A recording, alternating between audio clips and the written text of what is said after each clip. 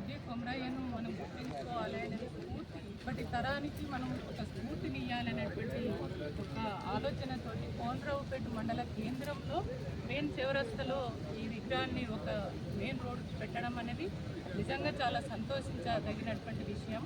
కాబట్టి కుల బంధువులైనటువంటి కుర్మ కులస్తులకి, ఆ సంఘ నాయకులకి, కోనరావుపేట మండలానికి సంబంధించినటువంటి అందరికీ ముఖ్య నాయకులందరికీ కూడా ప్రత్యేకంగా ధన్యవాదాలు. ఈ కార్యక్రమానికి ముఖ్య అతిథిగా వచ్చినటువంటి అన్న ఒక బీసీ నాయకుడు ఆది శ్రీనివాస్ అన్న, అదేవిధంగా మా మల్లేష్ అన్న, సంఘ నాయకులందరికీ కూడా నేను ప్రత్యేకంగా ధన్యవాదాలు తెలియజేస్తున్నాను. దొడ్డి కొమరయ్య విగ్రహాలను పెట్టడము, ఆయనను జయంతి సందర్భంగా గుర్తు చేసుకోవడమే కాదు, ఆయన చరిత్రను మొత్తం యావత్తు ప్రజలకు, భవిష్యత్తు తరాలకు మనం అందించవలసినటువంటి బాధ్యత మన పైననే ఉంటుంది. కాబట్టి దొడ్డి కొమరయ్య జీవిత చరిత్రను పుస్తకాలలో అచ్చువేస్తే విద్యార్థులకు అది తెలియవలసినటువంటి అవసరం ఉంటుంది. అదేవిధంగా ఇవాళ ఎక్కడో అప్పుడు సమైక్య పాలకులైనటువంటి ఆంధ్ర ప్రాంతానికి సంబంధించిన నాయకులు అందరి జాయిన్బండ పైన విగ్రహాలు ఉన్నాయి.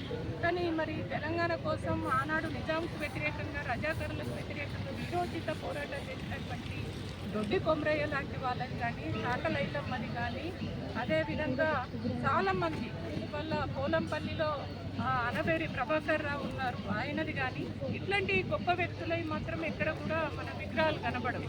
కాబట్టి ఇప్పుడన్నా ఒక అన్న అసలు ఆ చరిత్ర ఏంది అనేది అన్నకు తెలుసు, అంటే బలహీన వర్గాల నుంచి వచ్చినటువంటి వ్యక్తి. కాబట్టి అన్న మీరు ప్రత్యేకంగా చొరవ తీసుకొని మన గతంలో కూడా పోయిన సరిగ్గా మనం మాట్లాడుతున్నాం.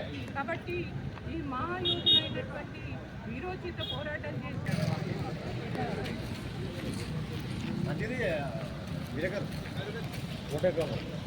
నువ్వు ఇట్లా ఉండాలి, నేను ఇస్తా కొద్దిగా నీకు. ఇప్పుడు మాట్లాడు ఒకటి గట్టు గట్టు గట్టు. యూట్యూబ్కి ఎక్కడే ముచ్చటం లేదు ఇక. నమస్తే. అరే ఏదిరా నాకు ఇయ్యగానే పోతుంది ఇంతసేపు. అసలు నేను ఫస్ట్ అయితే అందరికి బొట్టు పెడతారా, నేను వచ్చింది వెనక బొట్టు కాదు గీడ, నేను వచ్చిందే నేను గప్పుడు ఎవరు నేను చెప్పిన బావా నమస్తే. కాలు దెబ్బ తగిలింది ఏమన్నా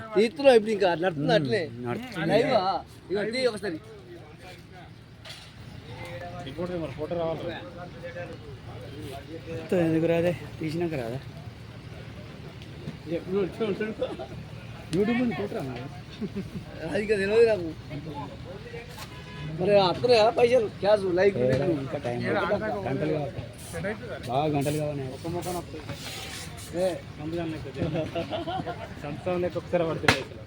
పడుతున్నాయా సక్సెస్ అయినా